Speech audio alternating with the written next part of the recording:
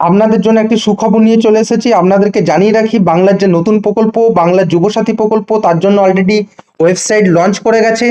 আপনারা wbsportsandYouth.com এই পোর্টালের মধ্যে ঢুকে এই বিষয়ে যাবতীয় তথ্য কিন্তু আপনারা পেতে পারবেন। দেখুন, এখানে পরিষ্কারভাবে লেখা আছে এই বাংলা যুবসাথী প্রকল্পের জন্য কারা বেনিফিট পেতে পারেন। না, রাজ্যের মাধ্যমিক বা সমতুল্য পরীক্ষায় পাশ করা যেসব যুবক যুবতী এখনো চাকরি পাননি এবং কোনো স্কলারশিপ ব্যতীত অন্য কোনো সামাজিক নিরাপত্তামূলক প্রকল্পের অন্তর্ভুক্ত নন, 21 থেকে 40 বছর পর্যন্ত সেই সব যুবক যুবতীদের জন্য প্রতি মাসে 1500 টাকা করে এই আর্থিক সাহায্য করা হবে। এবং এর যে নোডাল ডিপার্টমেন্ট সেটা হচ্ছে যুব কল্যাণ ও ক্রীড়া দপ্তর, পশ্চিমবঙ্গ সরকার।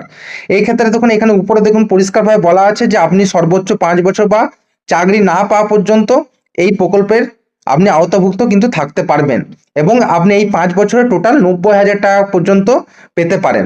এরপরে দেখুন, আমি যদি পরের সেকশন যেটা এলিজিবিলিটি আছে সেখানে যদি চলে যায়, আমি কি দেখতে পাচ্ছি না, এখানে আপনাকে অবশ্যই কিন্তু পশ্চিমবঙ্গের স্থায়ী বাসিন্দা হতে হবে।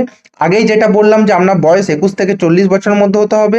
আপনাকে অবশ্যই মাধ্যমিক পাস হতে হবে। বর্তমানে কোনো কাজ বা চাকরি থাকা চলবে না, এবং আপনাকে অবশ্যই একটা ব্যাংক অ্যাকাউন্ট থাকতে হবে, এবং সেই ব্যাংক অ্যাকাউন্টের সঙ্গে অবশ্যই আধার নাম্বার কিন্তু আপনাকে লিঙ্ক থাকতে হবে, এবং মোবাইল নাম্বার অবশ্যই লিঙ্ক থাকতে হবে।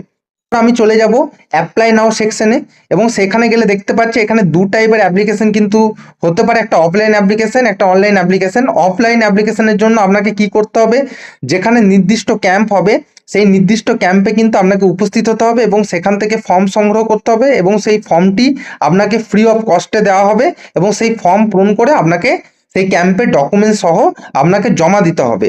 কি কি ডকুমেন্টস লাগবে সেটা আমি একটু পরে আলোচনা করছি। এছাড়াও দেখুন, আরেকটা মেথড 2 অপশন রয়েছে, যেটা অনলাইন অ্যাপ্লিকেশন, যেটা ব্যাকেটে কিন্তু লেখা আছে আপকামিং, মানে এখনো কিন্তু চালু হয়নি বা কবে হবে সেটা এখনো পরিষ্কারভাবে বলা নেই।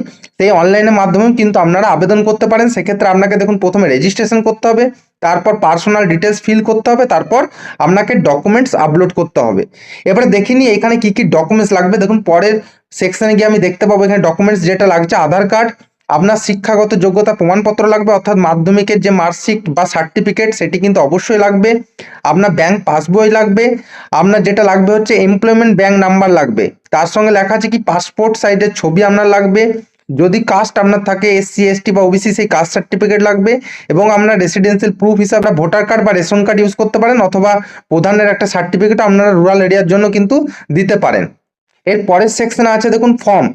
এই ফর্মগুলো বিস্তারিত একটু দেখে নিই। দেখুন, 3 রকমের ফর্ম আমরা এখানে দেখতে পাচ্ছি। অ্যাপ্লিকেশন ফর্ম আছে ফর্ম এ, যেখানে কি বলছে না, official application form of offline submission at দুয়ারে সরকার ক্যাম্প।